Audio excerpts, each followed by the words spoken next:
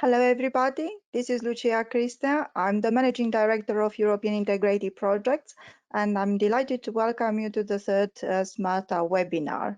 And I would like to introduce you to what we have done in the last in the last two webinars. And if my colleagues will pass me, yes, my screen, you can see my screen, I presume, now. Okay. Yes. So Time to Act for Rural Mobility, it's a brand of created by the SMARTA project to foster the informations and the research we have developed within this project. We have created a series of webinars that replace the actual physical workshop that we would have organized in May in Brussels. This series of webinars is composed by three interesting addressed three interesting subjects. First one looked at the context of the mobility, and especially in rural areas, and how the rural mobility could be an engine for developing strong rural communities. The second one looked at how we design and implement rural mobility schemes. And the third one is all about the social aspects. Who are those ones that we are creating the mobility schemes for? Now, in case you didn't join us in the first and the second webinar, I put you here the links for the presentations and the recording of the webinars. And talking about the recording, I give you some practical aspects of how we'll interact with you during the webinar. You have on the right-hand side a panel that have a question let's say window there, and you can put your question, and everybody from my colleagues will see this question, and everybody will reply during the session. We may put a question to you or two during the question and answer sessions, and please reply to these ones as marked here, or whenever the moderator will ask you. Now, thank you very much for this. As I mentioned, the time to act for rural mobility looks today at the social aspects of rural mobility. It's very important when we talk about social aspects, because the population in rural areas is very scarce. We have 27% of the European population is living in rural area. And what is frightening, that almost a quarter of it lives at the poverty level, at the risk of poverty, and it's in a risk of social exclusion. Therefore, the rural mobility is very important to prevent this. I'm not going through these factors that are seen, or issues that are seen in the rural areas at this moment. I will point out the depopulation factor, which is, we all know that rural communities are shrinking, unfortunately, through to the aging population. As one factor, the youth are going in better places, as I call it, as twofold migration. And I'm trying to say by this, it's rural to urban and country to country. Connectivity is a major issue, the physical and digital, the roads infrastructure, and the virtual highways, and I'm not talking about the connectivity and the literacy as an basis of what we are trying to do in rural mobility schemes, and we have to discuss this more in depth in another webinar perhaps. But today we are looking at the social aspects, and all of the issues that I mentioned, they have taken into account in the analysis the SMARTA project has done. In the last 2 years, we are a project sponsored by the European Parliament and funded by the DG Move. We try to understand what are the, let's say, the factors to successfully implement shared mobility services in rural areas. the wealth of information that we have provided is at this particular moment concentrated in two particular type of documents. One of them is the inside papers, and these are, we call them inside papers, but in fact are a sort of monography of a national monography of rural mobility in the countries that we mentioned there. And as you can see, we have done in all European countries, but we done beyond the country. What does it mean? This we look at the institutional factors. We look at the stakeholders, the funding situation. We looked at the how the mobility is organized in rural areas and so on. I encourage you to go and read these monographies, because are really a very good source of information. I put you their website. I don't know if you can see it, but you will have access to all this information on the website. Now, good practices are those particular success stories that we found when we try to understand what is the reality in each of these countries. Why we try to do this one? Because we consider these ones as, let's say, a possibility, a building blocks for other, let's say, other communities, rural communities, to develop rural share mobility, rural share schemes in their communities. And as you can see there, we cluster them on different particular themes. Very interesting, those ones on transport policy from my point of view, but there are very interesting ones for how you combine different type of modes of transport, you know, like rail and bus and so on. And there are some hybrid cases, and could be again a very interesting information. More about it, please go and check on our website. I gave you this website here, and the link, you can go and do this.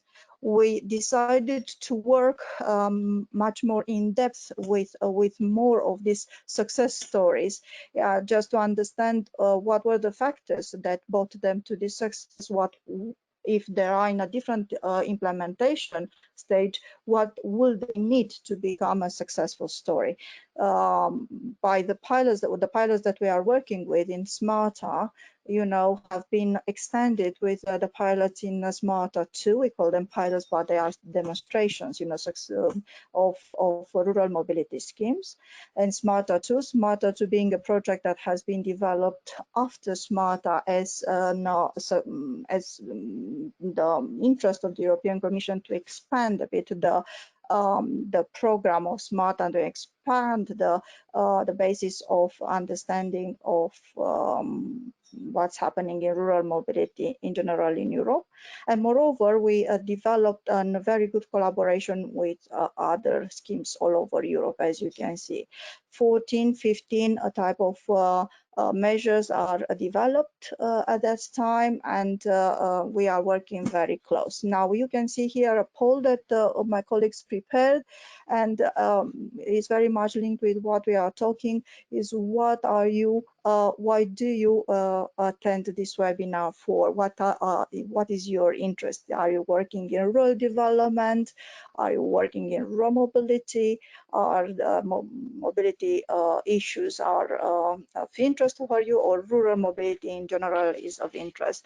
Please reply to this one, because it's a very interesting analysis that we have done. We are doing across all 3 webinars.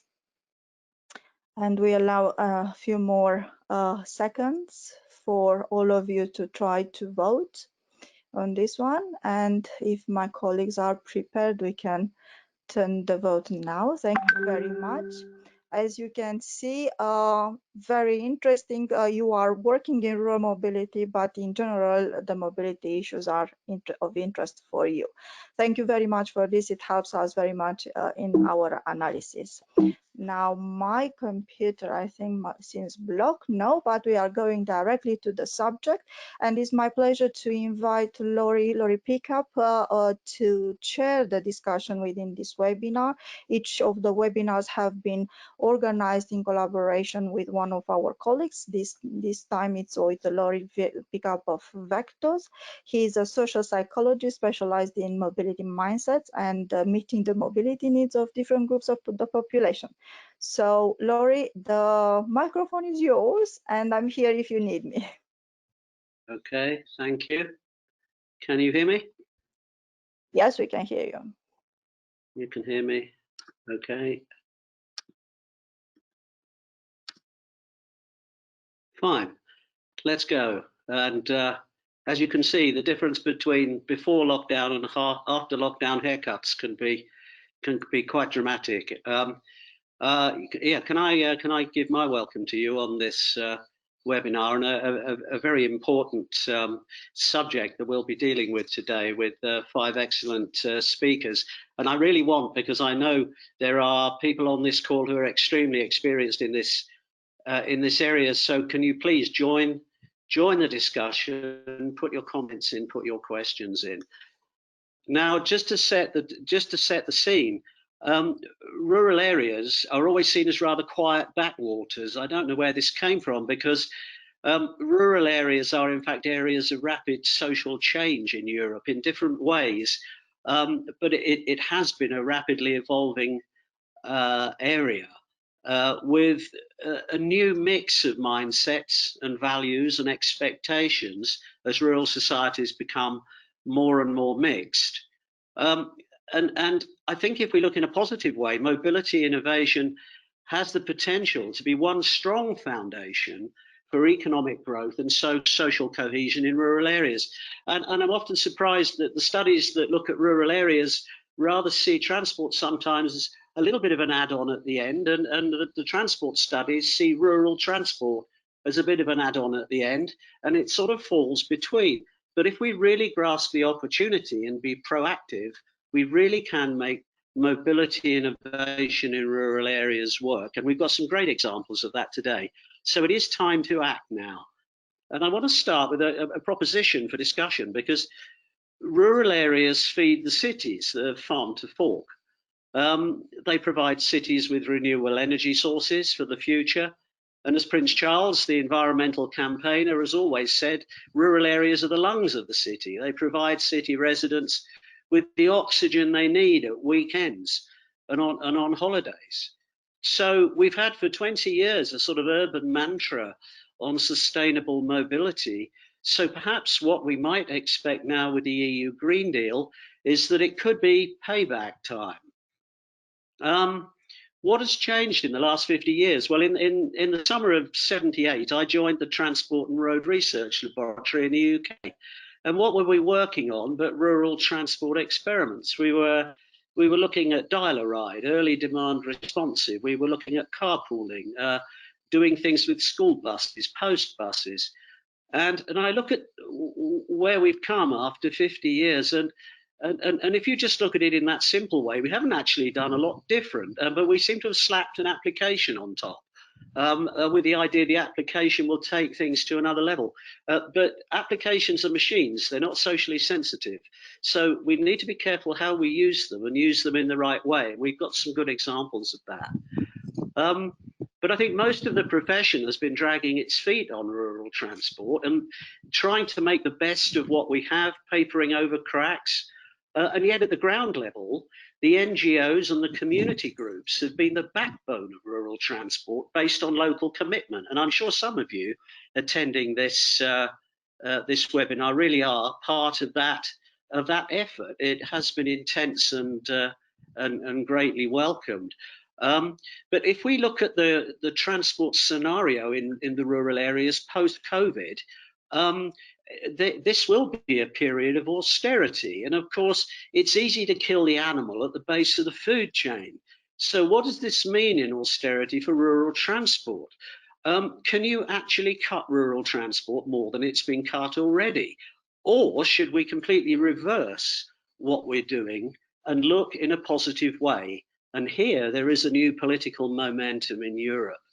Over the last 5 or 6 years, both at European parliamentary elections and in national elections, the Greens and rural parties are gaining more power. And I think you are seeing a change in the mood. There is the need for a new mindset in rural mobility as a necessary catalyst for positive social development and the green social and the green economic growth that we all talk about. and that has to include the local community. But that brings you back to the question of this webinar: what is a rural community? And I just want to go through four basic types of society in our rural communities.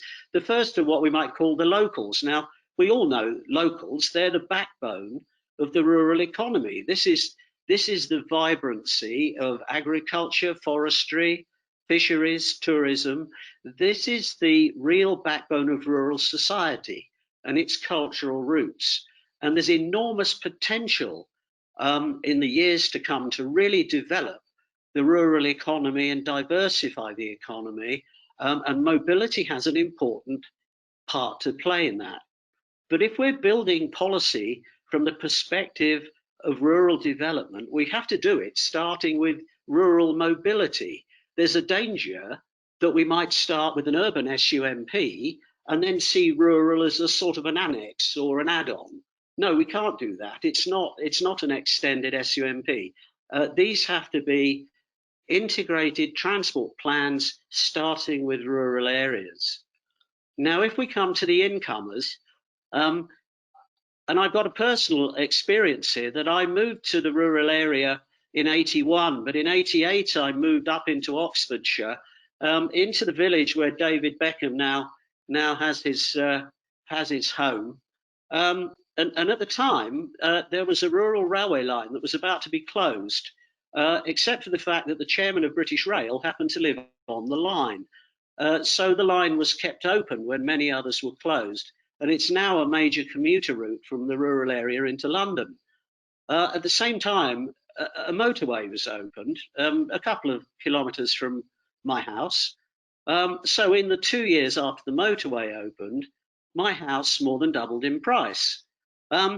What happened was I then sold it to two young, very rich lawyers from London who wanted somewhere to come for the weekend. And so you had this migration of weekenders coming out into the rural area that wanted their houses cleaned and their gardens done. And so you had a sort of 21st century Downton Abbey happening. But of course, what's happened in recent years is that these people with the internet, they're not actually commuting back into London every Monday morning or commuting every day, but having long commutes. They're actually living in the rural area and only going into the city 1 or 2 days a week. But nevertheless, there is implanted there a very strong incomer community. They have clean Range Rovers that have never seen a field before. They dress in country clothes and they have urban conversations. The other type of incomer, I say to the little hilltop village over here in Italy, where all the young people, as Lucia was saying, they've all gone. They've gone to the cities. They've gone to other countries in Europe. Migrants from Eastern Europe tend to go to the towns in the valley. So in the rural areas in the hills, we've got Moroccan families that have moved in the last 10 years. These Moroccan families are doing essential work for the rural economy as the farmers begin to age and pass on.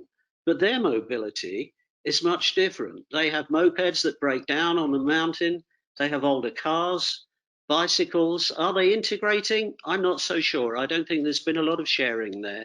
But these are just examples of incomers. Then we've got the homecomers. This is August in my local piazza. Everybody comes home in August. Everybody's got roots. And when I've chaired sessions of rural transport conferences in the last year, I ask how many people live in rural areas, and say 3 hands go up. If I ask people, have they got grandparents living in rural areas, or have they got a second home or whatever, most of the hands go up. So we still have strong links with the rural areas. And there are homecomers that are reconnecting in different ways with their rural areas. And then finally, there are the visitors. Tourism. We have to develop resilient, sustainable tourism for the biggest industry in Europe for our rural areas. Many people who go on holiday to rural areas, as one of our speakers will show, don't want to go in their car. They want to use sustainable transport. But of course, we mustn't forget the many visitors that come seasonally. to the rural areas of Europe, picking the crops, acting in the hospitality industry. Now, these people generally have quite low mobility. They need ways of getting around, and yet it's seasonal. So this is another aspect of the social mix in different areas of Europe. So our webinar today, with 5 presentations, really shows how rural transport needs and expectations, they're increasing, they're becoming more diverse. At the same time, the resources for rural transport are being reduced. Transport justice for rural areas is how to balance transport efficiency appraisal with achieving cohesion and all of the opportunities for economic growth. In addition, rural citizenship and belonging to local communities is a great role for collaborative sharing mobility solutions. They can play an important role here, working across these social divides that I've just described to you. And finally, turning social diversity in rural areas, not from an issue or a problem, as we normally see rural mobility, but turn it round to an opportunity for mobility innovation. And again, our speakers will be giving you examples of this. So let's move into our first session of 3 papers. And I'd like to ask Bruno to take the screen, please, if you can.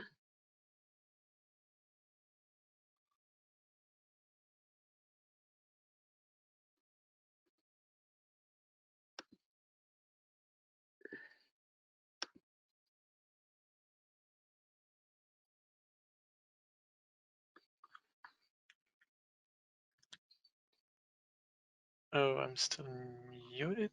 Are you there, Bruno? Yeah. No, we can hear you, Bruno. Okay. We can hear you, Bruno. Okay, fine. So, okay. If I might just introduce Bruno Vanderbrook. He works for TML, one of the SMARTA partners. He's an expert in impact analysis and has worked on mobility schemes for more than 12 years. He's particularly interested in looking at the more high-level social analysis in the way that active mobility might help blend social cohesion in communities, both in urban and rural areas. So I'll hand over to you, Bruno. Thank you. okay, thank you.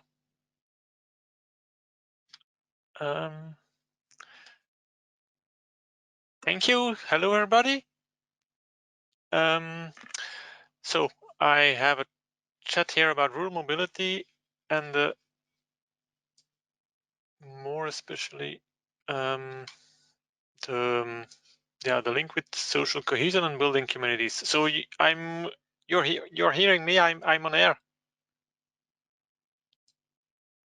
Yes, you are. We can hear you very well. Thank you, Bruno. Okay, perfect. So I move on, and yeah.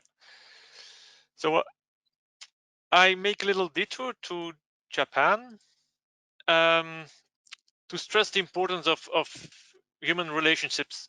So there's a small island in the south of Japan with a record share of centenarians, people having more than 100 years of age. So they eat very healthy. That's one of the reasons. They are physically active, and other reasons why they are so old or why they grow so old. But there are 2 other important reasons that are expressed by 2 Japanese words. There is the first one, ikigai. That means they get a sense of purpose of living. They every day, there are lots of people, they go, or lots of the elderly people, they go and look after the children when the schools ends.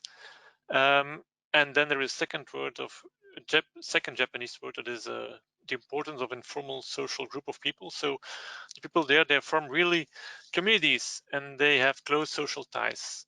So this illustrates very well the needs for human relationships, social cohesion. It makes you living old, and that's also stressed by a Nobel Prize winner, Kahneman, who did lots of research in well-being, and he got therefore the Nobel Prize for economics. So what happens in our societies with this importance for human relationships? Our societies, they attach lots of importance to economics. They promote efficiency and growth, and therefore they also promote mobility, because mobility allows us for better allocation of resources. So this increases your freedom and also provides you job opportunities. So this means with mobility, you get more income, you get more job opportunities, you get more freedom, and this will also help you for getting more well-being. But on the other side, more mobility also means that yeah, your local communities, your local social relations, they get worse, because you get lots of relations elsewhere that are not that deep. So as Laurie already said, it's about finding an equilibrium between that efficiency and those tight communities. And what do we see happen in the rural communities? In fact, up to now, they got the economics lessons of efficiency very well, I think. So we saw there are more and more cars coming, which means more mobility, more freedom, opportunities to go to the city and work there, opportunities to go to shops in the cities, opportunities also for citizens to go and live and especially sleep in the countryside. So shops and services, they were just disappearing. They are disappearing in the countryside. The community life is also disappearing, because shops and services, they provide opportunities for social contacts and little chats between another. And the cycle of automobile dependency is well illustrated by the graph of Totman. So there you see it illustrates that the more you get cars, the more your society will adapt to cars, and the more difficult it is to go back. Although in cities, what we see in cities, that in some cities and neighborhoods, the paradigm is changing, and the car is made less attractive in some of those. Traffic speeds are reduced, and car-free spaces are created. Also, green spaces are created to enable people to create social relations, to have contacts with one another, to have a chat, to sit down and sit together. In rural areas, most of the time, we are not that far. Very often, we think about, or people think about efficiency via smart projects. We add a layer of digitalization to solutions we had in the past, as Laurie also already said. So we add, for example, mobility and guarantee the mobility for everyone by providing an app that gives access to shared taxi via demand responsive transport, and that it then gives access to people to the nearest city center and then the services over there. It looks wonderful and smart. People don't need anyone anymore, or need even anything else to get access to the service. It's all very, very smooth. It all goes very smooth, but the services are very impersonal. Where previously in the local post office in the village, you knew the people who was in the post office. You know also the people in the queue. Whereas in the city, you know nobody. The people that are in the post office change often. People in the queue, you also don't know them. Although in the SMARTA project, we found some hopes that that stresses the importance of social cohesion, of social relations within those communities. And one of those is the Burgerbus. These are volunteers that are driving small buses, small taxis, no, small buses on small regular lines through the cities and the rural areas. So of this, we found examples in Germany and also in the Netherlands. And the nice thing of these buses is that, they are the volunteers. They are very happy to do the job, and they also speak to the passengers. They do them from time to time a little favor. They stop at the door of the house of the passenger, for example. We found also another example that is probably even more illustrative for the importance of social cohesion and the development of social relationships. So this is Réseau in France, where the service promotes, in fact, a kind of organized hitchhiking. So people subscribe to the service, they get some material to it, so for doing the hitchhiking, and that way the subjective feeling of unsafety is reduced, and people are more willing to use the service. So it's important here to say that really the main communication item is the community building. It's there is a push is really sold as a service to the community, and that's very interesting. So each form of payment is of course excluded. What we see also concerning an app, an application, or digitalization of the service, that the application only appeared very recently. So this year they have a good app, it seems, while the service has already operated for a decade in France. And even that app, as the people say me, they explain me that it seems to be rather a kind of a gadget to make it a bit sexy than a necessity, because only 1 out of 6 drivers picking up people are not registered, or only 1 out of 6 drivers picking up people are registered. Sorry, there's an error in the slide. So lots of drivers, they just pick up people because they like to do it, or they like to render a service. This makes the app, of course, less efficient, because on the app you will only see the registered drivers. So the most simple thing is just put your thumb, wait on average 5 minutes to be picked up by other people of your community, and start having a nice little chat. Is it successful? Relatively well, yeah. Of course, it's never easy to set up a service that needs to compete with individual car use, especially in rural areas. But this is a map of France, where you see in the darker colors the cities or the regions, the rural areas where there is a push is already established, and the lighter blue areas are areas where the communities contacted Resopus to install it. So probably within the next years, also there is a push service will be installed. So this means that already now 20% of the rural areas in France have a Resopus service. And then there is a last example we found about social cohesion enhancing services, let's say. It's about the MobiHubs. So a MobiHub is a point where different mobility services come together in rural areas. So for example, a shared taxi brings people to the Mobi point, and there they can transfer to a more rapid bus service or a train, for example. Well, in the Netherlands, they have the idea to make these MobiHubs also attractive points for economic activity.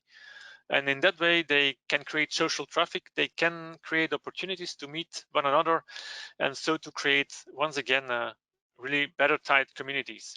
What is interesting also in this example is that to create these activities, the public transport operator, they want to empower the people. So they want to give the initiative to the people, to give ownership to the people. And an interesting example is there in Delfzijl, a little town in the north of the Netherlands.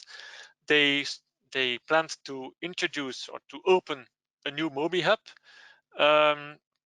and they had planted flowers, but the flowers were thrown away a few days before by people with bad intentions. And as the people there, they felt a lot of ownership, they just replanted all the flowers in the same day, and the opening could go further. Then there was another story of Groningen, where a doctor installed himself in a small village. Let's say he was there for half a day, a week, and the people there, the waiting room for the doctor was changed into something like a local cafe, because people they came there earlier than their appointment, and they stayed longer because they were very amused to be there and to check about the local stories, or to exchange local stories. So this doctor was also sitting nearby the Mobi point. And so I come to the conclusions that rural mobility should be more than just efficiency, or in rural mobility we should consider much more than efficiency. We should consider building the opportunity to build communities, as we all know that good social relationships and those communities are very, very important. Their importance can hardly be overestimated. So we had here 3 examples of mobility services that create those opportunities. We had the burger bus where the volunteers drive the small-scale bus services. We had the Razor Bus hitchhike service, and the Mobi hubs that are generating opportunities for social traffic. So it will be important to find the balance between a rich, efficient, but lonely countryside, and the less rich and efficient but countryside with much stronger community feelings. So then the last question, and I provide you for further thought, is should we then also make the car use less attractive in rural areas to boost the community building initiatives? So thanks for your attention, and so your thoughts, suggestions, and critics are welcome. Thank you, Bruno. And some really good examples there. It's very interesting how the hitchhiking has really taken on in France. And I wonder if there's anyone who's listening to the call, but possibly from a gender perspective, might have something to say about that. It certainly seems to be extremely popular there. I'd like to move on to Angelo. If Angelo might take the screen now. And of course, one thing that's coming up is it's very important. We all like to share, but the sharing hormone, oxytocin, also makes us want to bond as well. So it's important to create these community groups to really make the sharing work. And there's no better person to tell us all about this than Angelo Merleman, because Angelo, since 2007, has been one of the leading proponents of shared mobility in Europe. And he's the innovator and policy director at Taxi Stop, which is a Belgian non-profit car sharing and carpooling operator that's been operating for many years. And he's going to try and give some examples of how sharing can really contribute to the development of rural areas. And I think his examples are going to be from those rural areas where there is quite high intensive farming and fairly dense settlement patterns. So Angelo, I'll hand over to you. Thank you. Thank you, Laurie. So first of all, I really need to say thank you to the SMARTA consortium for inviting me, but also for doing this SMARTA work with such a lot of dedication. For me, it's really nice source of information, and for everyone who's participating to this webinar, if you have ever the chance to meet the people from this consortium, it's a really nice group. So thanks. I'm working for Taxi Stop. You can see in my back something which is already older than I am working for Taxi Stop. So we were promoting like hitchhiking or like Razor Bus already since 1975. But in the meantime, we developed many other different things, all with the philosophy doing more with less, more efficient transport. I'm also showing a logo from the G-Petra project. In this project, we are working in the North Sea region to make rural mobility more energy efficient, and especially with also Groningen in Drenthe, we are working a lot on the concept of mobility hubs. The concepts not only for cities, but also for many local rural towns. So we are working on more efficient transport. We believe in sharing, but we believe also that if we connect it with other transport modes, that we have much more efficient and sustainable and inclusive transport. So we are doing this by offering concrete solutions, carpooling, car sharing, on-demand transport services. I will explain more about that later. We are innovating already since 1975, not only on the technological side, but also social sides, and we are creating awareness, political, and also public campaigns. So I will tell you a little bit about coffee today. So you have the Senseo Belgians and you have the fancy slow coffee Belgians. Most of the fancy slow coffee Belgians are living in the cities. There's an urban way of making coffee, and the Senseo Belgians are living more outside the city. They like to use that kind of handy device in their modern way. This is a screenshot from Google Maps from the area where I live.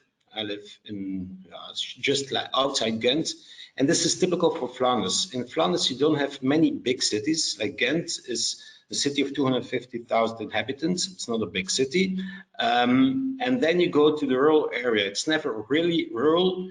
We don't really have suburban areas, but everything is, there's a big sprawl in Flanders, and you are never really remoted, but still not so not always very well connected with the city centers. And you see the slow coffee, fancy slow coffee drinkers are living over there, and then you see the Senseo Belgians, a sprawl of Senseo. Those Senseo Belgians, they are very car dependent. Because of lack of mobility options, there are buses, but they have to wait for 2 hours in between those buses, maybe. Also, if you see the product life cycle, they are coming later on the transport product life cycle. They are not the early adopters for new solutions like shared mobility. They're always coming a little bit later. They also feel a little bit accused by their behavior. People from the cities are saying, okay, why shouldn't they take more public transport? And that they don't feel comfortable with that. One of the examples of that is the M score that was launched like 2 years ago in Flanders. It's a mobility score for your location. And if you have bad access to transport, you have a low score.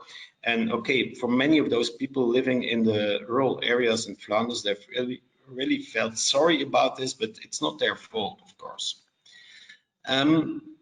Those slow and fancy coffee Belgians are living in the city, but many of them are leaving the city, especially families with children, with young children. And you see that from Ghent, you see those orange arrows, which are bolder, going outside the city.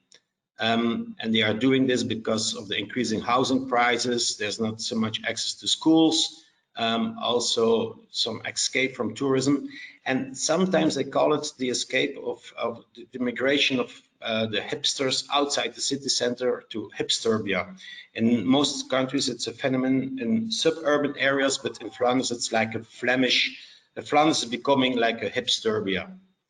And this is bringing like the new urban mindsets also into the rural areas in Belgium. And that gives a special cohesion and or lack of cohesion in those areas. So how the newcomers in the rural areas, they don't identify them yet with their location. So they don't really have a place identity, and they're still connected with people living in the city via social media, but also they are working in the city. They go for maybe in the weekends to the city. So they are living outside the city, but still very much connected to the city.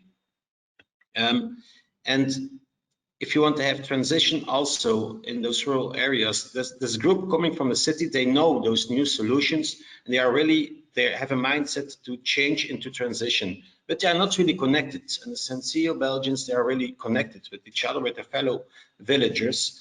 And for what we see now is that we want to bring those, we want to make a blend out of these. So we want to connect newcomers with locals, and collaborative mobility solutions are a very good solution. Mobility solutions, but also create new cohesion and new kind of citizenship in those local towns.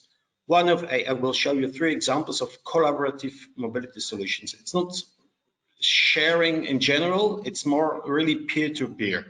So, and one of them is Cozy Car. It's a peer-to-peer community-based car sharing service. It's not a big platform, but we support local groups who are sharing their cars with each other. Some neighbors, 5 families, for instance, and it's always very tailor-made. So the choice of insurance, also the contracts, even the price, and it's really sharing. It's not like an Airbnb where Airbnb decides the rules. They decide the rules themselves. And we have more than 5,000 members all over Belgium. In Flanders, this is operated by the Autodelen.net, the car sharing association, and we are doing this in the French-speaking part of Belgium. It has a high impact on car ownership, also on rural areas. Another very good example is not coming from Taxistop, but it's called Opwilliges. It's a children's bike library. You can have quality bikes for children at every age and length of the kids. Instead of buying a new bike every year, you can just you pay for a membership. It's operated by volunteers. Maybe you bring some bikes you have at home into the system, and then you can use whenever you want a bike for the time you need it for your kids. We have it at 20 different locations in Flanders, also in small towns. We have it in Ghent also, but also in those small towns. It works really well. Sometimes it's even a cooperation with social economy, which is nice. And it's an initiative coming from Netwerk Bewust Verbruiken in Flanders. And then a third example, Bruno was speaking about the Burgerbus. We have a service, we are operating a service in Flanders and Belgium in general, on-demand transport service for people with reduced mobility and limited revenue. Many of them are just elderly people not able to take a car or to go somewhere on their own. So they are making use of the on-demand transport service. It's done by voluntary drivers. Most of them are doing this with their private cars. In some municipalities, there are also buses offered by the municipality, but most of the drivers are doing this, it's just with their private car. But it's supported by the local municipality for promoting the system, for keeping offer and demand in balance, etc. So we have therefore more than 40,000 members, and it's like 400,000 rides a year. This system is supported by Taxistop. So 3 examples of collaborative mobility in rural areas. And so I think it's time for a nice blend, and I will just rephrase the words of the SMARTA consortium: time to act, time to blend the both styles of coffee. Thank you.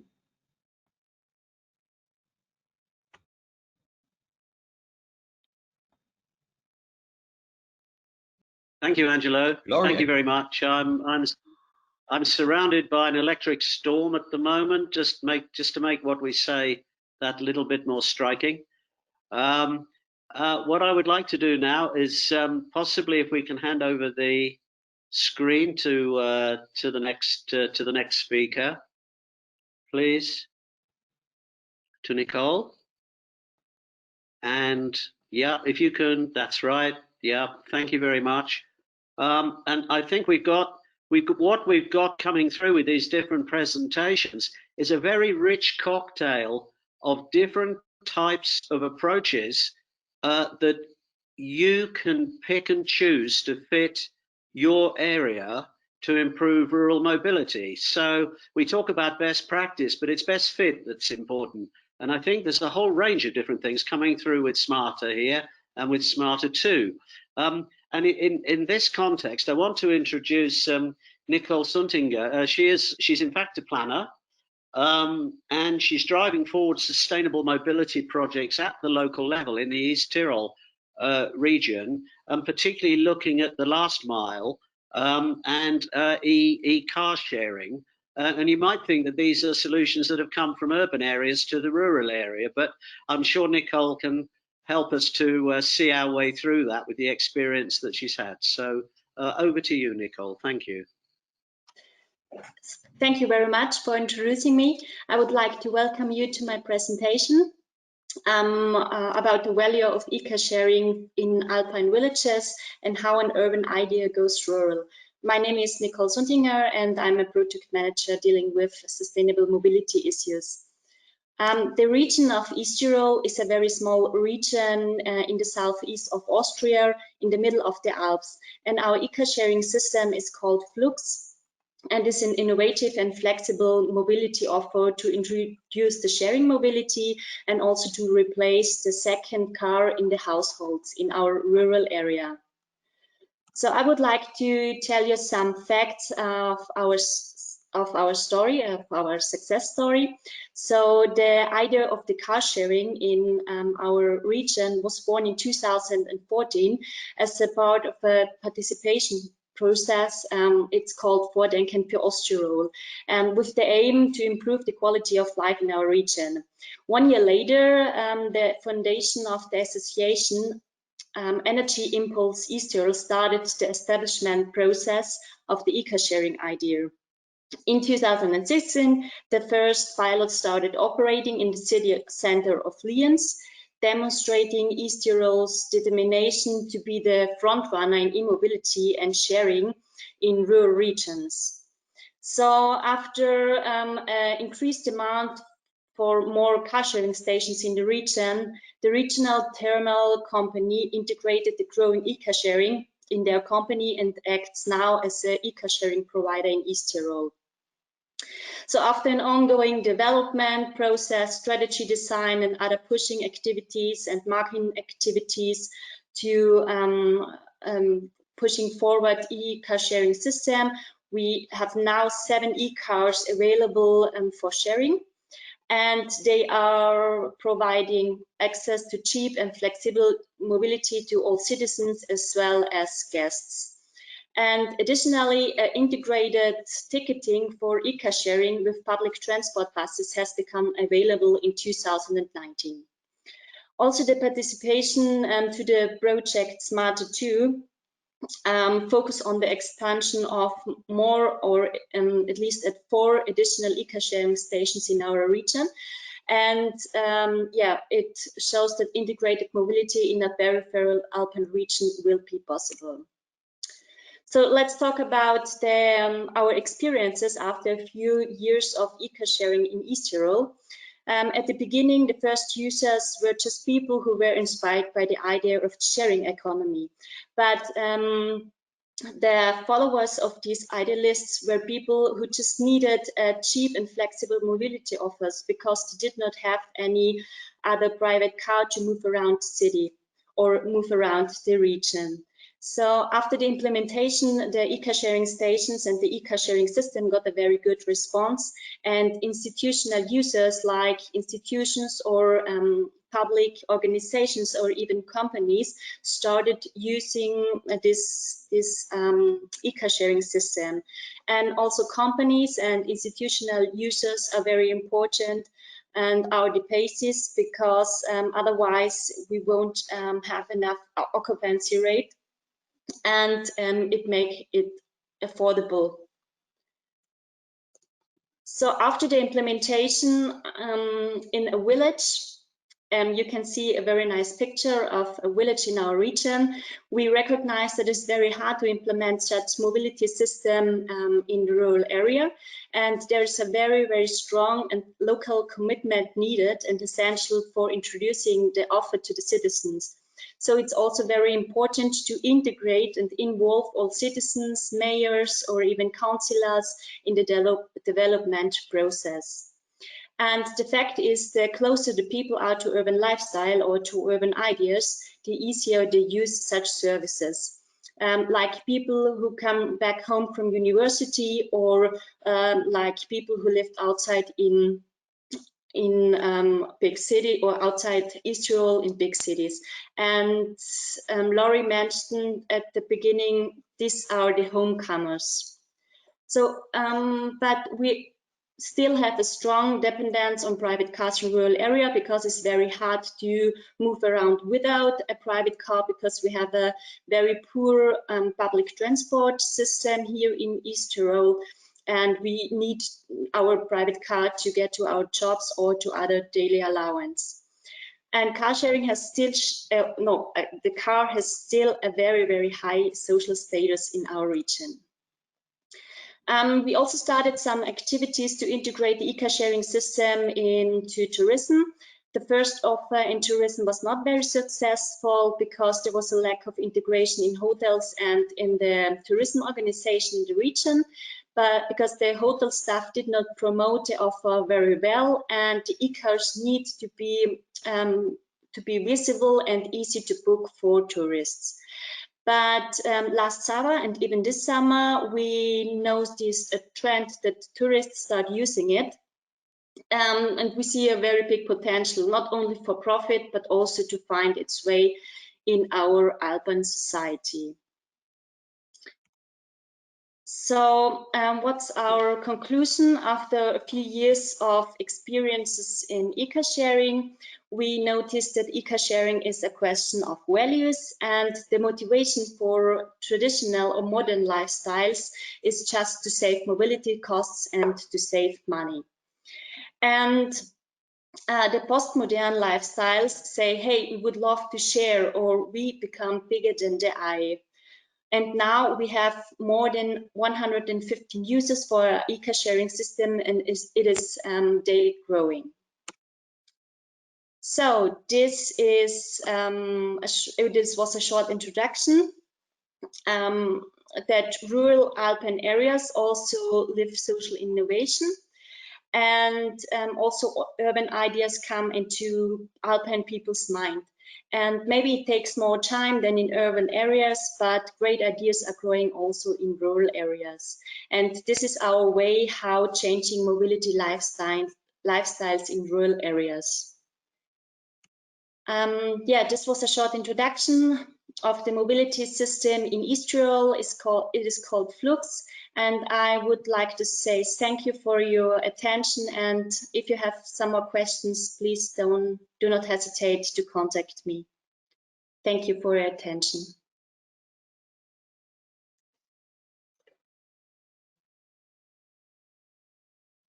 Thank you very much, Nicole. And I think that there's some really interesting things that you've been doing over the years there. There's something that starts for incomers and homecomers, and how to try and get a migration of the use of the system across into the other village groups. I think there's something there that really we all can learn from. If you can stay, keep your camera on, and then if we can also have Angelo and Bruno to join, and just to see if we've had any questions so far before we move on to the next two presentations.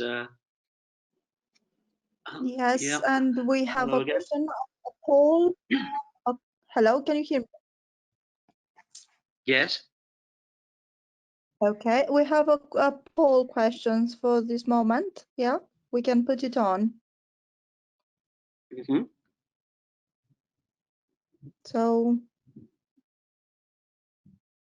it appear on the screen at this moment. We would like to know what do you think, what is your opinion, what is the potential of the schemes of shared mobility using cars in rural areas? It will be very useful if we have your opinion, and we'll try to leave a few more seconds to allow as many of you as possible to vote on this one. It's a very good and interesting question, and shared mobility, as you know, it's in rural areas, it's based mainly on cars. So I have to thank you. You voted in a high number. Thank you very much. We will close the poll at this moment, and my colleagues put the results. And as we can see, that is a high potential and a moderate potential of many of you are saying. So I think, Laurie, our guest may comment on this results. Yes, and Angelo, Bruno, Nicole, do you have any immediate reaction to the poll?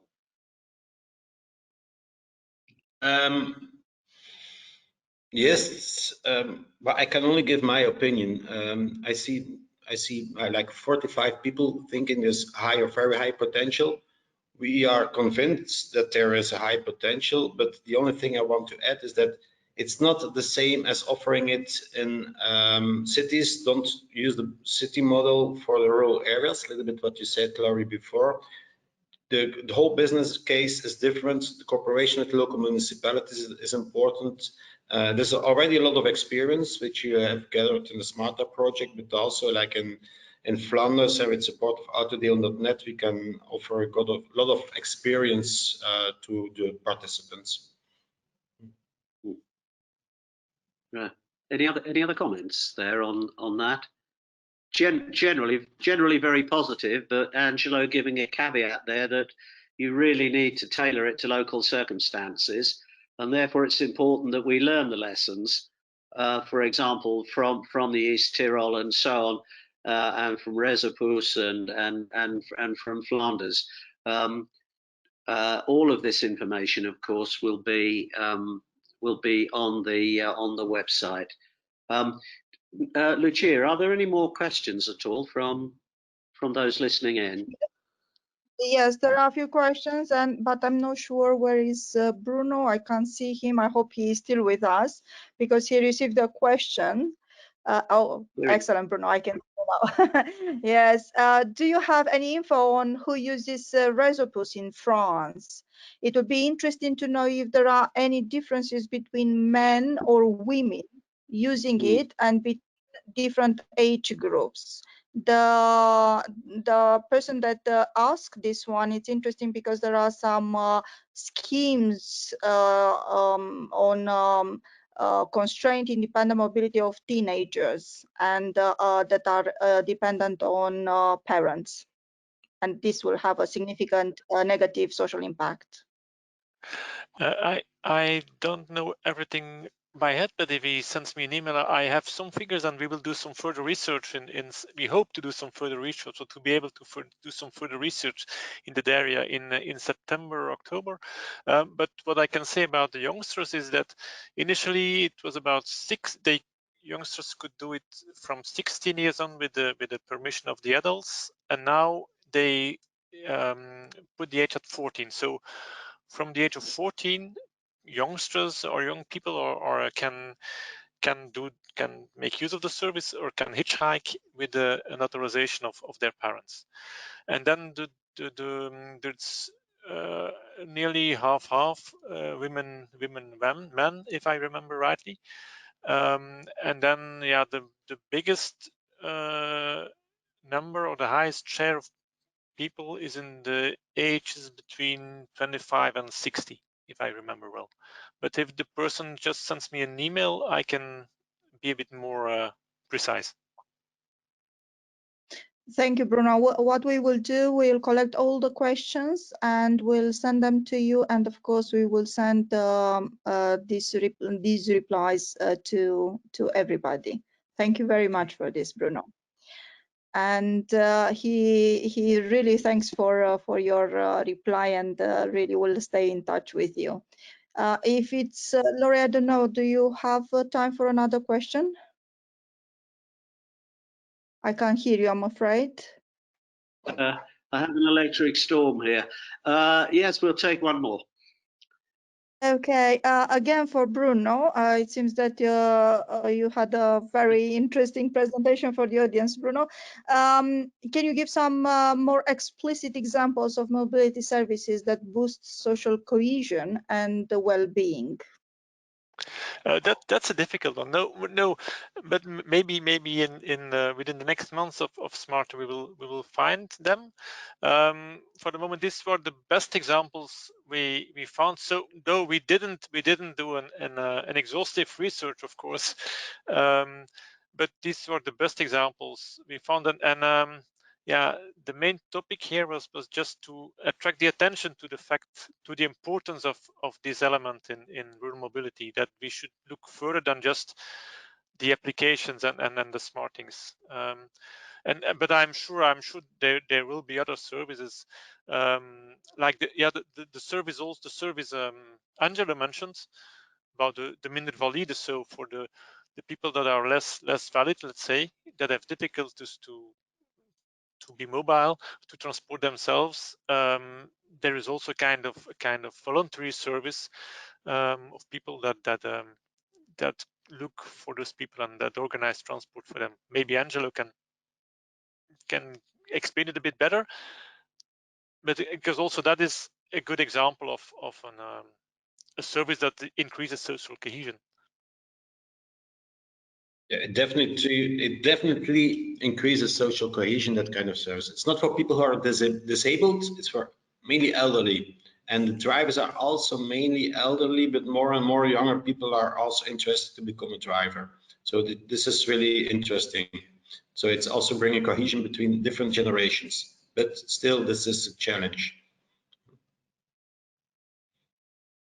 Yes, certainly the intergenerational aspect is critical. Not only working between different groups in rural communities, but between the solidarity between the generations, and this is something that is of increasing importance, I would say.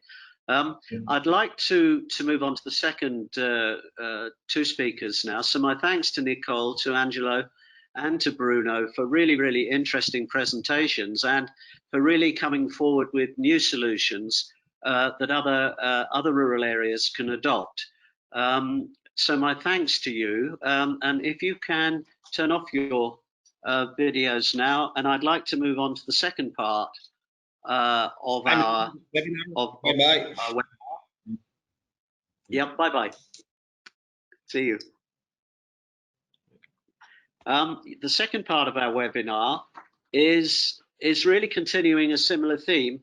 It's providing mobility for the new social mix in rural areas, and we've got two very good presentations here.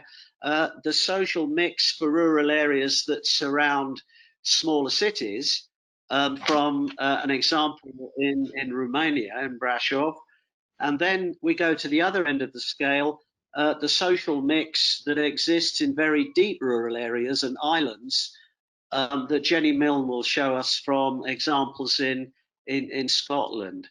So it gives me a great pleasure to introduce an old friend, Catalin Frangulea-Pastor from Brașov.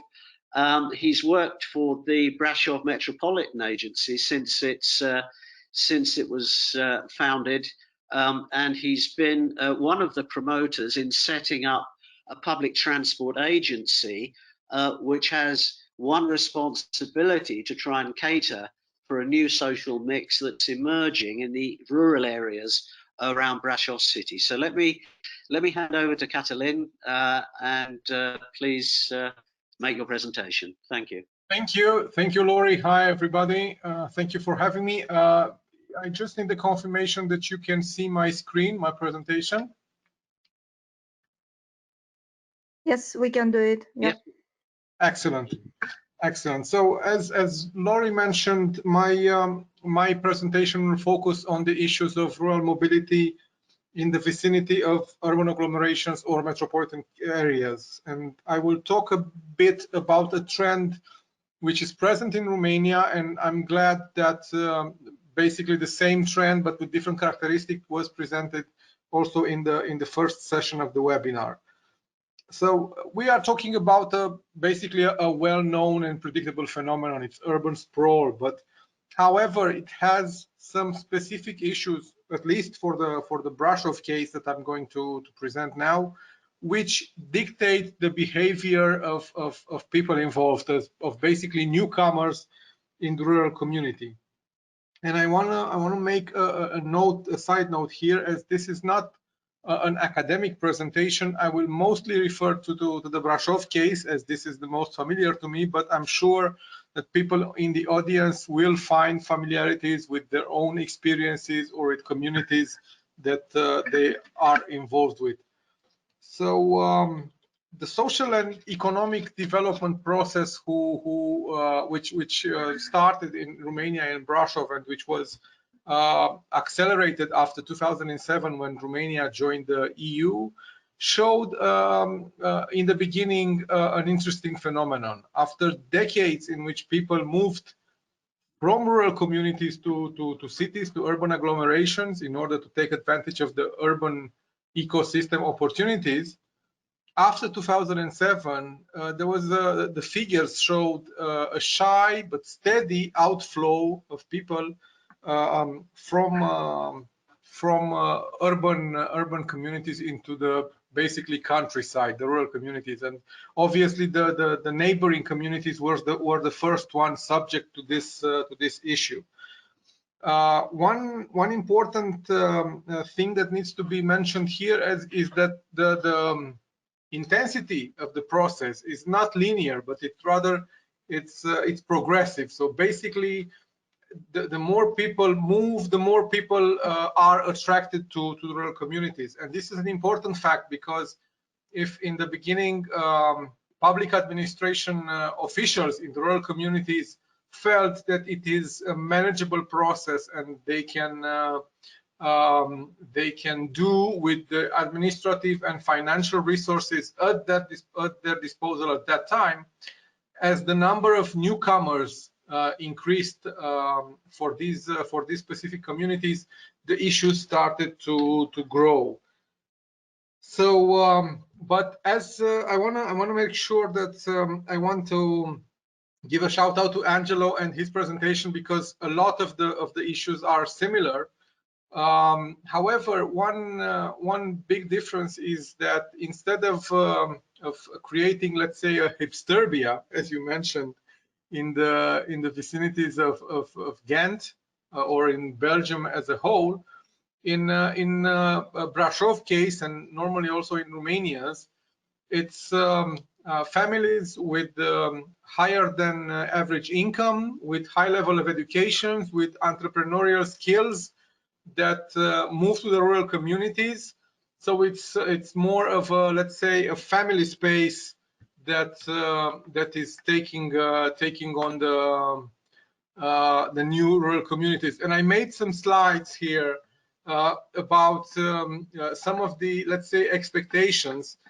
There's an issue which must be mentioned here, that a lot of the times people have some sort of ideal image of what their life in a rural community would be, and it takes into account such elements like Lorry mentioned in the opening, maybe just moving to the countryside and doing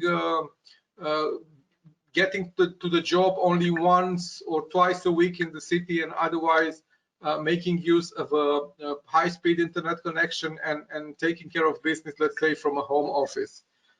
But the expectations are let's put it mildly, are a bit overreached.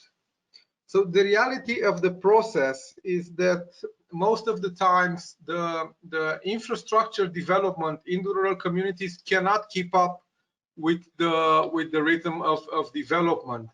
People are coming into the rural communities, are building a lot of new housing, most of the times very big houses, and they take into account the need to have space for children and for other members of the family. In this respect, the municipalities, the public authorities lack a lot of the resources. I mean, outside of the fact that infrastructure networks such as road networks, sewage, water, struggle to keep up with the rhythm of development. You also don't have people in the rural community, to manage the development process, to better understand how the community will evolve and what is to be expected. Basically, rural communities and the locals mainly are faced with a growing number of inhabitants. For example, in the vicinity of Brașov, communities that maybe 10 years ago would have 4,000 or 5,000 inhabitants now basically have doubled their number of citizens. So not only there's an increase in the number of the population, but there's also a new type of need. For example, parking spaces. People are coming in with their cars, and as an average, newcomers who move into rural communities will drive most likely an SUV as the main car of the family, because many times the last piece of road in order to drive up to the house is not necessarily a paved road, so you have potholes, you have mud when it rains or it snows. You also need a big car in order to transport the almost two children, 1.8 children per family, maybe to school, to various classes like tennis and football, and maybe to visit their grandparents or the after school. So there's a lot of mobility to be taken into account. So these new needs are taking on the public administration of rural communities, and they struggle to meet up the demand. In terms of new needs, I wanted to make sure that I show a few images of what is basically, let's say, the old traditional cultural ecosystem of rural communities. So most rural communities in Romania have a feast, a yearly feast where they celebrate the local community, and this is traditional costumes and traditional music and all sorts of games. But I want to provide you with an example of Cristian, which is actually one of the communities that is going to be involved in the SMARTA 2 project, where they decided to give up the old traditional yearly festival of the community, and instead they set up an international art festival. And actually the images that you see on the screen are from the 2019 edition of the festival. They managed to get a great array of artistic happenings and artists, celebrated artists coming to their small village.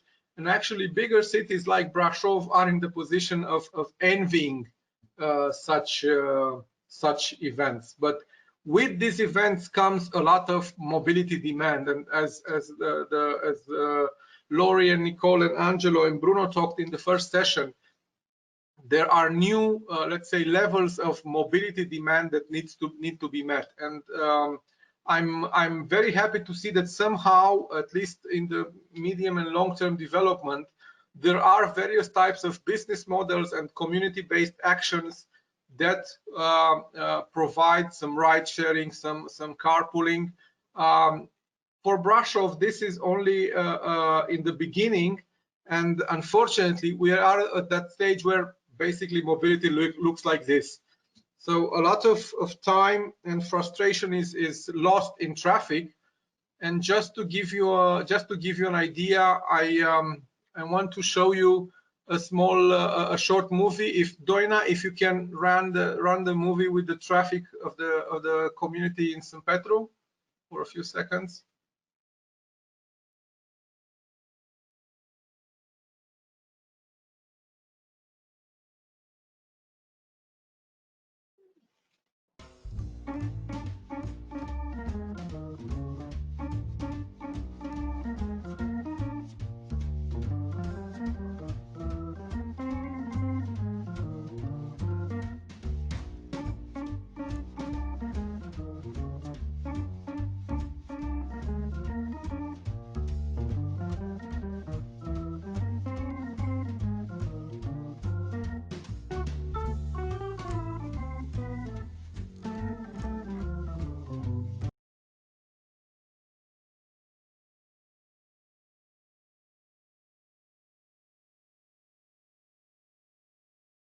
Longer, it takes approximately 16 minutes for the driver who had the camera on the dashboard to go approximately 1.5 kilometers. So this is the, let's say, the false expectations of people crowding a rural community and hoping to have good traffic, good parking policies, social services, mobility opportunities.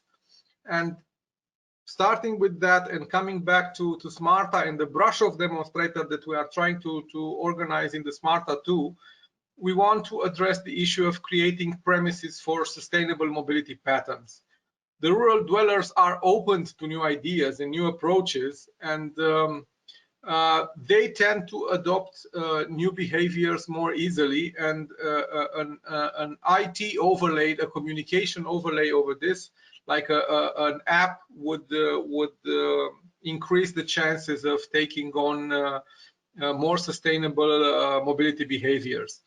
People are losing great amounts of time in traffic, and we want to change that. So in the case of Brașov, just to touch what we want to do in SMARTA 2, by taking into account some of the best practices that were presented even earlier, we want to facilitate the matchmaking between ride providers and ride users to create a ride sharing app. Hopefully this will lead to a more long-term effort of building the community's capacity to organize themselves in a more efficient manner. But in closing, I want to share my views on what will happen. So taking into account what Laurie and Bruno, Marco, and Nicole were talking in the first session, I would say to elected officials, mayors, public servants in rural communities that find themselves not being able to answer to new needs, that it is time to change, and it is time to recognize that rural communities, at least in the vicinity of big urban centers, are not what they used to be. We need to change our paradigm from reacting to maybe acting and being able to change our let's say community fabric more easily.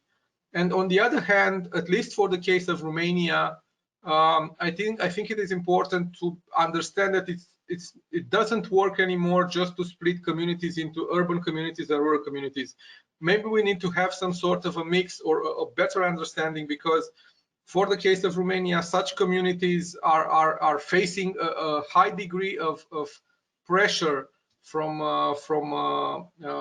people moving in, from newcomers, but they are still regarded as in the old fashion of rural economies. We need to change the patterns of data collection. We need to change the patterns of analysis of this data, and to understand that maybe urban agglomeration function in a more, let's say, specific way. It's not completely rural, it's not completely urban, but it's a mix.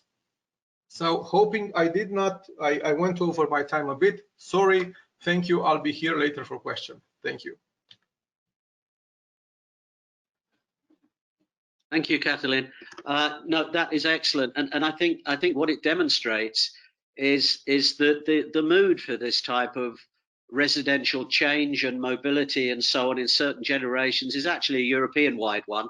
But the fact that the speed of change is actually quite fast, and it's very, very difficult for metropolitan authorities because they simply don't have the infrastructure in place to keep up with the speed of development. And I think this is very much joined up thinking from your part, that we really have to try and understand through our data collection the nature of our communities, and also not just baselines but the trends, how it's changing over time, so that we can really try, as you are doing with SMARTA 2, is to try and tailor a system that can work with this transition. So my thank you for that. If you can wait on for the questions, but for the moment, if you can turn off your video, and I'd like to introduce Jenny, our final speaker, and it's lovely to have Jenny Milne with us.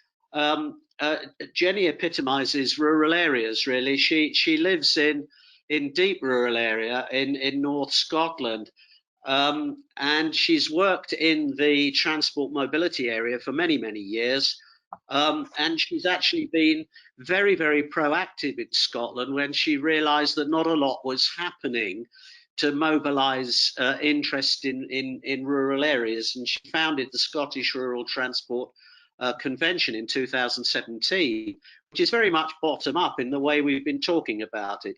She runs a successful series of webinars called Bite Size, which you need a cake to join, but very successful. She is a farmer, a part-time farmer, so she's very rural, and she's been involved in setting up and assessing mobility as a service schemes for rural areas, and of course for the island communities in Scotland. So after a long intro, may I introduce Jenny to give her presentation. Thank you very much. Thank you, Laurie. Thank you very much to the SMARTA team for bringing me along. I think you've stolen my thunder for my first slide. For those of you that don't know me, as Laurie said, I live and breathe rural, and this picture I share frequently is not unusual to see when you go on a walk. And if anybody actually wants to ask me what it's all about, then feel free to do so. I also, to add to the CV, run a holiday cottage, so I'm very familiar with the tourism aspect as well, and obviously being a mum as well, you get used to these things. But I'm going to give you a bit of a whiz-bang tour through Scotland, and I'm going to tie in quite neatly, I think, with what we've been discussing before. But something we haven't mentioned so far is the definition of rural. In Scotland, we define that by how long it takes you to get somewhere by car. That needs some thought process, I think. Oops, sorry, wrong button.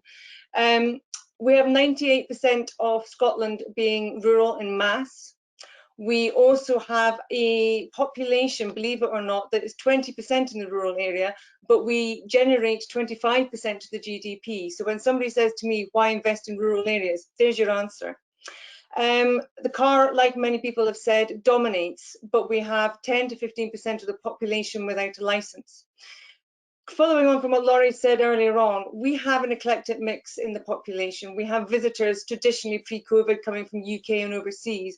We have an employment situation which relied heavily on people coming from overseas for fruit picking and also for tourism. We therefore have lots of seasonal peaks and troughs to cope with within this situation. But what was really interesting is the second home ownership. In the Highlands, it's the highest area in Scotland with 3,829 second homes. That's massive. Argyll and Bute come second. So when you start to take that statistic in, we have a huge number of homes sitting empty for 6 months, but even more homes sitting empty for 12 months. That has a large impact on the people living in the area and also people wanting to buy in the area. We also have people in the Highlands of Scotland that commute to London, Edinburgh, Glasgow, and believe it or not, America. They'll fly from Inverness in normal circumstances to America. So we have a lot of home working, a lot of micro businesses, and a lot of people we've already discussed that are relying on internet connectivity. But there has been chat recently, and we can't avoid it, about COVID and deurbanisation. And there are a lot of stories to be told about people unable to get long-term rentals in the more rural areas as urban people start to move out, touching on what Laurie said earlier on. And this drives up our average house prices. In the Highlands, it is not dissimilar to find the footage being that the same as cost in Edinburgh or Glasgow. And as a result, as I've mentioned, we have diversified and modernised. And connectivity, whether that is, as Lucia said earlier on, infrastructure or digital, it is a really big issue. So what are we doing about it? I'm about the practicality, so this is what you're going to hear. We've got a remote rural bill that is being proposed and is going through the Scottish Parliament, and this is making sure that every single piece of legislation in Scotland considers our islands and considers our rural areas. We also have the Island Act, which came in place in 2018, because we have hundreds and thousands of islands in Scotland, and this national plan is going through a stakeholder engagement process, and one of the key themes that came out of it was mobility. Again, I can send you lots of information on it if you want. But real world, okay, what happens? We're talking about visitors coming to Scotland or different parts of Europe, and we're seeing pictures like we're just seeing just now about cars being parked everywhere. But why do people bring cars? Well, people bring cars, if you look at this real world situation. Chris and his wife, 4 friends, travelling from Bristol at the south end of England. They're coming up to Aviemore, which is at the bottom of your screen, and they want to go all the way up to John O'Groats on their bicycles. Okay, they're doing the Land's End to John O'Groats in bite size. But believe it or not, they can't do this by train. That is what they wanted to do. They wanted to come up by train with their bicycles, but they can't do it. They had to come by car. They had to bring 3 cars with their bicycles to get there. It's not just about the people living in the area needing the mobility solutions. It's about the people coming to our area.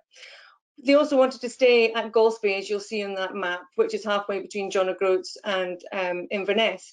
Now, how are they going to do that? How are they going to get back from John O'Groats to Golspie? There isn't a bus to put your bikes on. You can't do that. We need a car, or do we? Well, tying in from earlier on, hitchhiking. The weather turned really poor in John O'Groats. They can't get more than 2 bicycles on the train to get back to Golspie, and they ended up finding a van that had just delivered a whole load of cyclists in John O'Groats and was heading back to Inverness. So they got a trip there. Lucky or what? We've also, as I said, got lots of islands, and many of you will be familiar with Orkney for various historical reasons or personal reasons. And I'm sure there's many Scots sitting on this webinar. But what you can realise is that islands are very much their own ecosystem, and you could actually argue their own mobility as a service packages. For Orkney, they have 9 vessels or ships that are sailing in and out of 13 island communities and connecting them up daily. They make over 320,000 passenger trips, with 82,000 vehicles trips per annum. So quite often people talk about the mainland thinking that's the UK mainland, but actually in this case, they're talking about Kirkwall and Stromness at the middle. Now, I've put on the right-hand side a Google, just to give you some idea here of the challenges that we all face.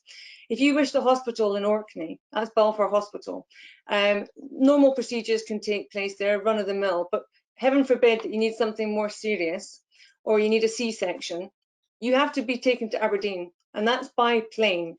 9 times out of 10, it's only the patient that's taken on the plane, and therefore if you are the husband or wife or mother or father, you have to drive. So that is at least 6 or 7 hour drive to get to that hospital. These are real world problems and real rural problems. We've talked a lot about hitchhiking. And hitchhiking, I did a bit of a case study on this. And again, here you go. It shows tourism and it shows people coming to the area in Ullapool on the west coast of Scotland, and they're unable to get to a main tourism attraction because the buses either only go at 10:40 or at 3:32. Well, that's great if you want to go from Ullapool at those times, but you can't get back until 1:30. Well, it's actually a 4-hour walk when you get to the stacks, so that doesn't work. We also have situations when you're on Orkney, if you want to be able to get to the Tomb of Eagles, a great visitor attraction, again, you have to go at 7:17 in the morning, but it doesn't open until 9, 10 o'clock in the morning. You probably only want a couple of hours there, but don't worry, you have to kill your time and wait until the school bus, which is what's running, leaves at 4:05. We also have situations where actually, as I've written up here, you can't get to any of the areas and Google draws a blank. So what I want to highlight actually is for those living and visiting in rural areas, hitchhiking isn't necessarily about not wanting to spend money on public transport. Think twice about why somebody is actually there, because they haven't got an option. As I say, it's quite a common solution for visitors, but more importantly for us rural transport enthusiasts, it's a great way to identify where the gaps are and what we need to be doing going forward. As those of you that know me quite well, the Cairngorm National Park area here on green on the map and more detail on your left-hand side is one of my key areas I talk a lot about, and I've done a lot of research in the area, and it forms part of my part-time PhD as a case study. But the map on the left-hand side, you'll see the Abbeymoor, Botegarten, Nethy Bridge, Cromdale area. That is the whole geographical area the size of Luxembourg. But that specific pilot area I did some work on last year. Now, I'm not going to bore you with the barriers because we all know the barriers to rural mobility. But what I want to share with you is the conclusions on what we are finding. So here we go. We need to think about the available infrastructure that is available and connectivity. Is it actually suitable and fit for purpose? Is the vehicle design the right thing to have? A coach, for example, limits somebody being able to get on it because it's got 3 steps going up and may not have a handrail, it may have a handrail. Is it low floor bus? Is it not a low floor bus? We need to think about these things. Can it take a bicycle? Can it not take a bicycle? Can it take our luggage? Active travel. Everybody says, let's get on our bikes, let's start walking. Sorry. Do you want to be on a small road that's winding with lorries doing 50 miles an hour or motorbikes doing supposedly 60 but more like 100 miles an hour? It's not very safe. What can we do about it? Scheduling. I've just highlighted, we need to do something about scheduling. We don't join it up. We need to think about how we pull this together because all these visitors, workers, residents, all need to be able to use the same systems. Information is key. We discovered that lots of different systems were out there, community transport, dial-a-ride, car sharing. People didn't know about it, and that had a social and economic impact. We really need to make sure that we can access education, employment, and opportunities, and it all ties together. But what we did discover most fundamentally was that transport operators are willing to listen.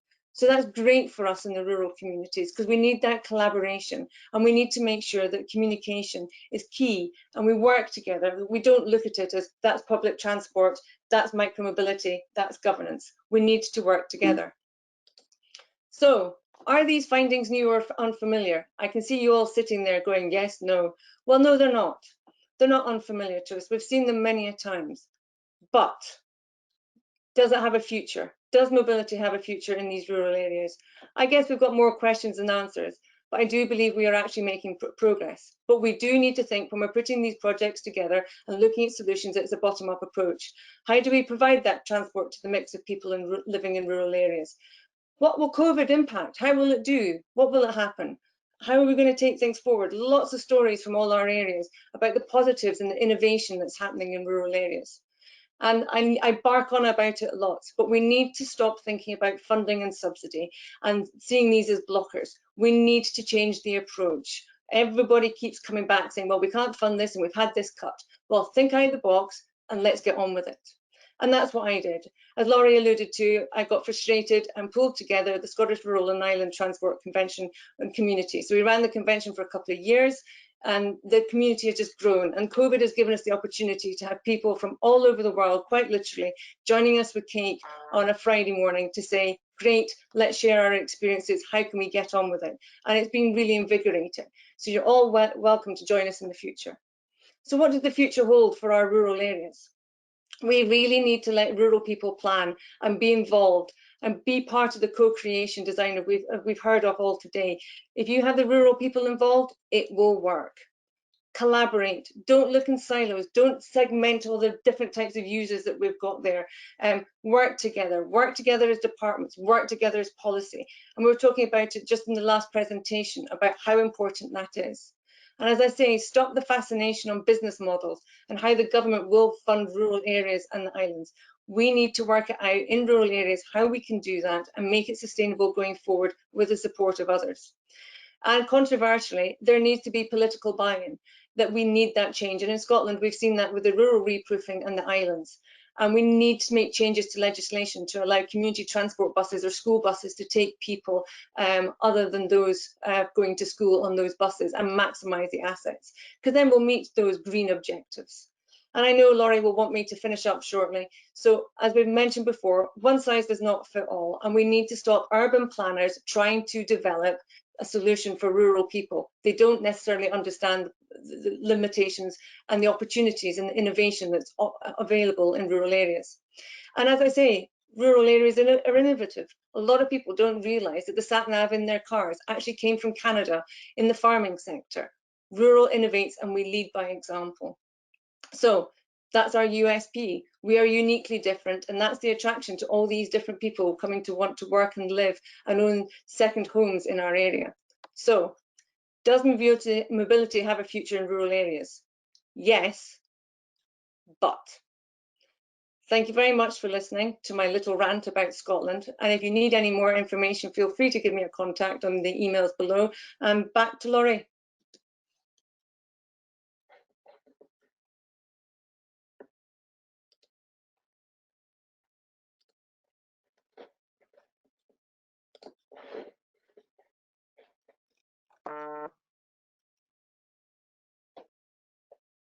Laurie, can you hear me? Yes. Finally the button worked. Thank you so much, Jenny. And I think it's very important. I've done a lot of work for DG Regio on the outermost regions of the EU, and this issue of insularity, and as you correctly said, double insularity within groups of islands, is really a major issue that hasn't really been looked at fully. And the need to measure the accessibility gap that exists between these communities, I think that's very important. And of course, onto the top of the statistics you showed, clearly there are other people coming in over the seasons that also have low mobility. So it is a very important issue, and my thanks to you for making it so clear, and also for bringing out the political pressure, the importance of the political pressure and mobilizing, which we are seeing now in Europe on the back of studies like SMARTA, SMARTA 2, the webinars that you are doing, in fact, to argue for a bigger slice of the cake for rural areas, to use your parlance. So if we might have Catalin to come back, and perhaps Lucia, if we have any questions. Yes, hello. We have some questions coming through, and they are interesting. Bear with me 2 seconds. Okay. Yes, it's one for Jenny.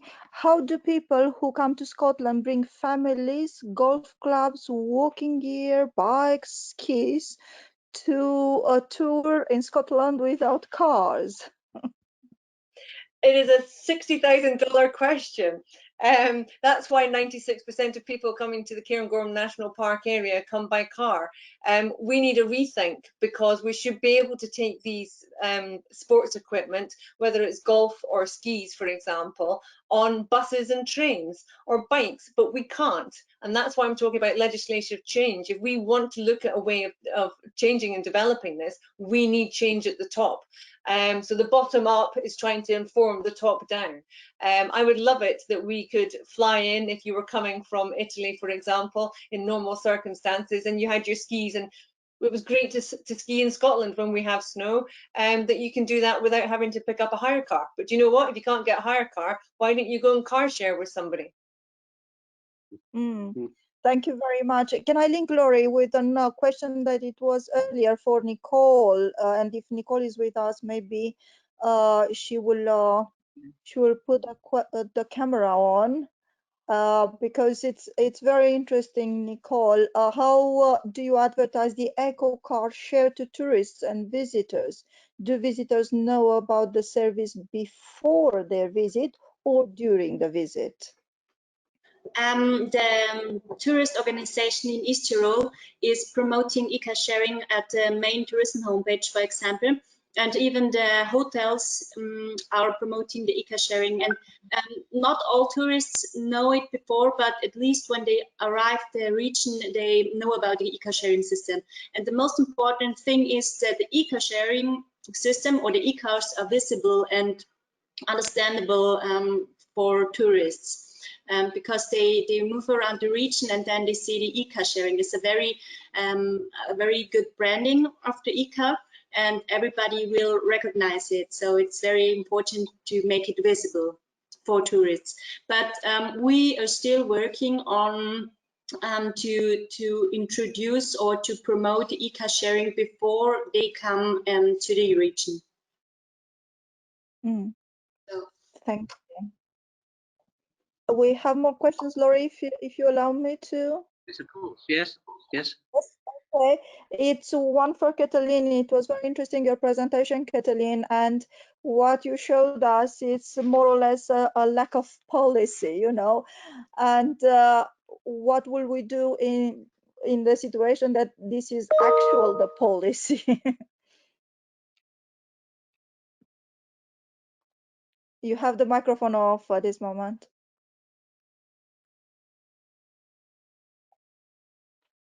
Your microphone is off. Okay, now sorry. Well, hopefully there are the administrations of rural communities will understand that there's a need to plan for this thing. There's a need to develop, let's say, operational capacity at local level in the public administration. But fortunately, there are a few communities who already understood this, and Christian, who's going to be involved in our demonstrator, is one of the communities who understands that newcomers come in a package with new needs and the need for a new policy. So no, I'm not pessimistic in terms of lack of policy. I think, and now even more after the first session of this webinar, I think it's just a question of time and evolution of the rural communities to better understand and to better prepare. I would go as far as to say that these newcomers are the first generation that will light a fuse that will spark a reaction in rural communities. Hopefully, national level bodies will not take so long to react. And one of my personal issues is with data collection.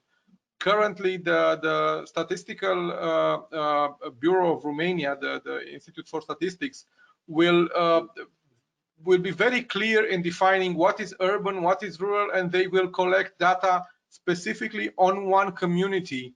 And in our work in the Metropolitan Agency, we saw that it is very difficult to evaluate how an urban agglomeration works. So we're trying to promote a policy which leads towards collecting data, let's say, more organically. as communities come together, work together, live together across administrative boundaries. But to put it to come back to the original question, I'm optimistic that the policy will be basically created from scratch. Thank you, Katalin. Laurie, do we have time? Shall we put more questions? Could we have one more question? Yes. We'll have a couple, if you allow me. Yes, Yep. of course. Okay, one for Jenny. 70% of people using public transport are concession pass holders. How will COVID impact on bus services being provided, given the elderly are not traveling? That's going to come from a Scottish person, I've decided, or somebody based in the UK. There's been lots of discussions about that, and I think that's where community transport is starting to come into its own, and also the links up with the informal networks that exist. So in one region in the Highlands of Scotland, yes, the grannies are involved in a WhatsApp group, and the WhatsApp group is actually mobilising everybody, young or old, to be able to access places. So will mobility look different with the concessionary fares? And for those of you that don't know, in Scotland, that's where you get a free bus pass of a particular age, predominantly of an older age, and I won't be ageist and say what age it is, but of an older age. So the communities are helping. It's amazing. The communities are helping each other out at the moment, and therefore the bus situation, it will organically grow, but I think they have found other ways of moving around in the short term. Thank you, Jenny. And if Bruno is with us, I think I have another question for Bruno, and then we have a quick poll, and then we close this question and answer session. If you agree, Laurie. Yes, of course. Yes, yes. Okay. Is a barrier to inclusive and extensive service development the traditional culture of decision makers, as well as apart from the users group? To what extent is the possibility of people becoming shared mobility providers change how providers change how services develop and engage sectors of rural communities?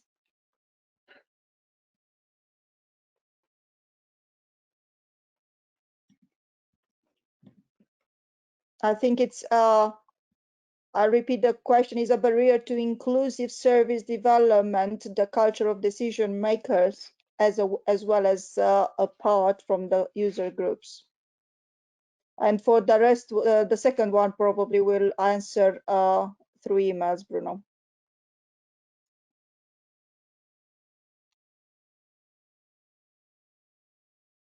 If you can hear us, Bruno?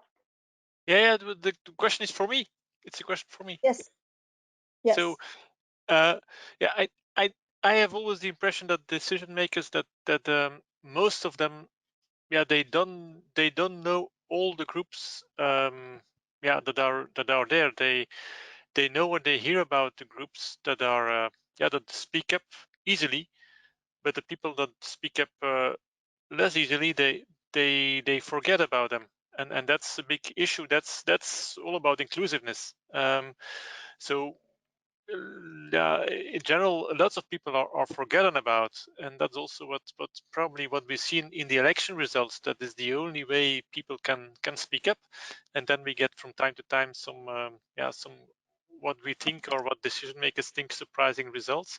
So I think, yeah, there is some difficulties for policymakers, for decision makers to really to think in an inclusive way. Yeah, and yeah, changing this it's a big issue, of course, and that's probably more participative or ways of participative decision making without going into exaggerated ways of participation, but probably something should be done in that way. Thank you very much. Just to mention again, all the questions we will collect, and if there are unanswered questions, we will come back to you. Yeah. So we'll have a very quick poll if my colleagues will help me, and we would like to ask the audience to what degree can mobility innovation improve the cohesion of rural communities? And if you can select one of the answers. like this. We heard throughout the afternoon how important it is to innovate in rural areas, and how the mobility innovation can improve or contribute to the cohesion in rural communities. Thank you very much for voting, and I think we allow for a few more seconds to because the votes are coming in. Thank you once again, and I think we will stop now. Thank you very much. And if my colleagues show the results, we'll see that all of you consider that is a significant degree. In a significant degree, the mobility innovation will improve the cohesion in rural communities. Thank you very much for answering to this. And Laurie, over to you for final conclusions of the webinar, of the sessions. Yeah, yes, I think it's been a very, very good webinar with so many examples and so much practical knowledge and information. And I think that last poll said it all, that we sometimes underestimate the ability of transport and mobility actions to improve cohesion in communities. Because if you look in the suburbs of cities where you've had riots and such things as in Paris, everybody cites the fact they can't get anywhere and they feel isolated. So it's surprising that such arguments have not been strong before. I think in rural areas, I think certainly the political momentum we have now is very, very necessary. And as the politicians always tell us, give us the argument, give us the statistics to make the arguments. And that comes back to Catalin's point. We need data, we need arguments, we need best practice cases. And this is what SMARTA and SMARTA 2 and other initiatives that are starting to pop up now on rural areas, that will enable the political commitment to increase.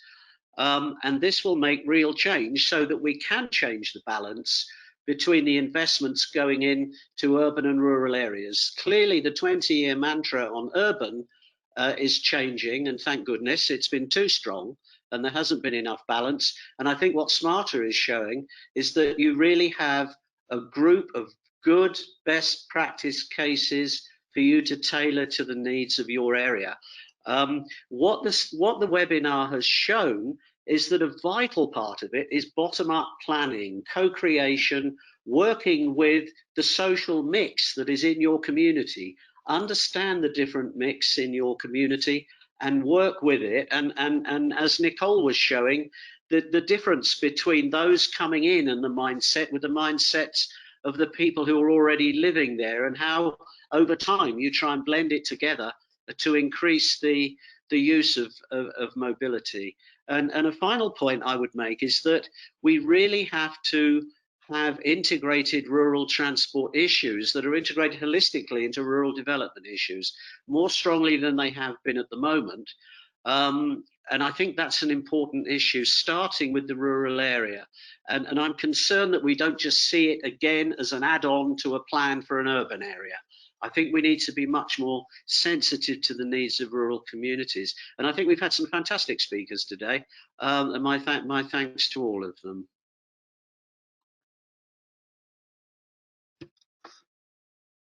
Thank you very much, Laurie. It was a very good webinar, and thank you very much for introducing this interesting theme and important theme from my point of view that we want to discuss.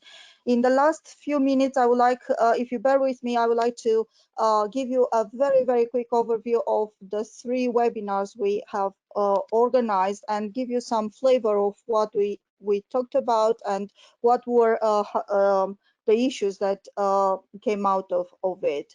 You know, as I mentioned before, we had 3 webinars, and thank you very much for registering. And even you didn't participate, we had more than 300 people participating in our webinars, almost 400 people participating in our webinars, but 500 persons registered, more than 500. And this is only a figure that it's indicative, because it is a ripple effect of this. I have personally received, even during this webinar, many messages that they can't attend, but they are interested in the results of the webinar, and it happened for the others. We reached 36 countries on 5 continents. I'm sure that this map that my colleagues prepared is not up to date, but it will be soon updated. And we had very good presentations, at least 16 presentations from everybody across all the webinars. And thank you very much from my side to all those agreed to collaborate with us. Now, just to give you a quick overview of what we discussed in the first webinar, when we look at the bigger picture, we understood that rural mobility, rural reality in general is very high on the European Commission agenda. In fact, few days later, Dacian Cioloș, the head of the Renew Europe Parliament group within European Parliament, of course, created a very good discussion where he had as a keynote speaker Mrs. Ursula von der Leyen, and they put on everybody's table the issue of rural situation. And it's very encouraging to see the debate is there, and the European Commission intends to, let's say, invest very much in rural areas. We have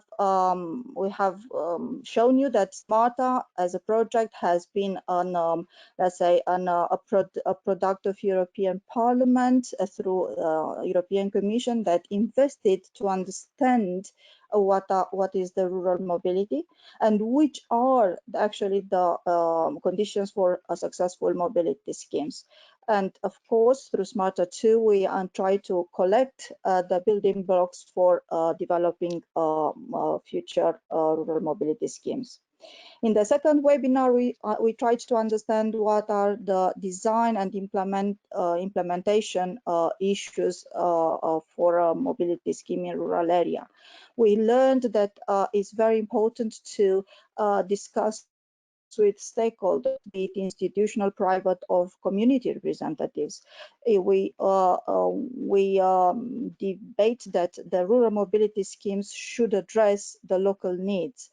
And through discussions, it came across that it's very important, the correct social dialogue in rural communities.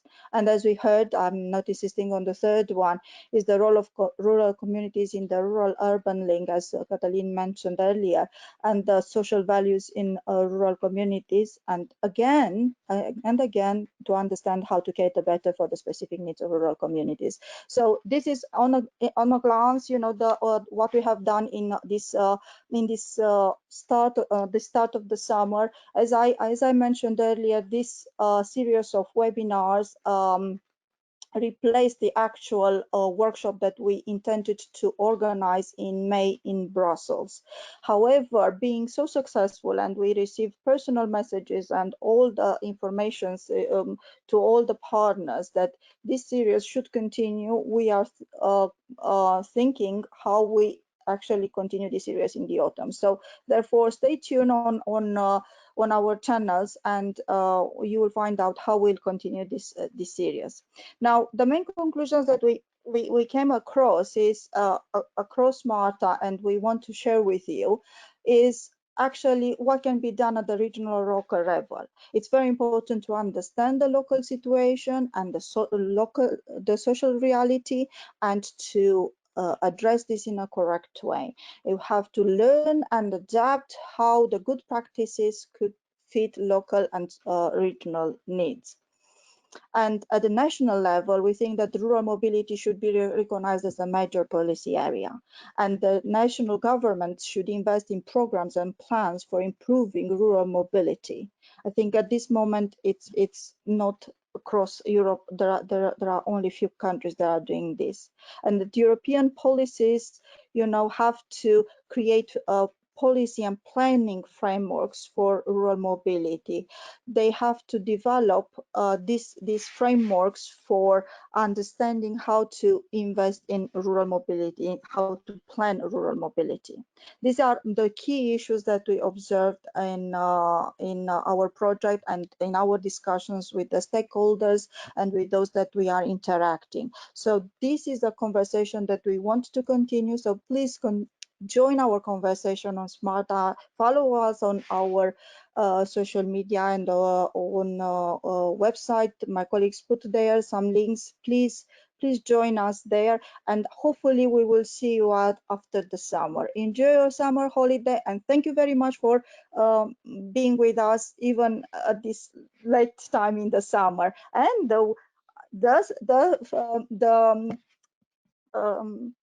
the rain started, so we can stop now.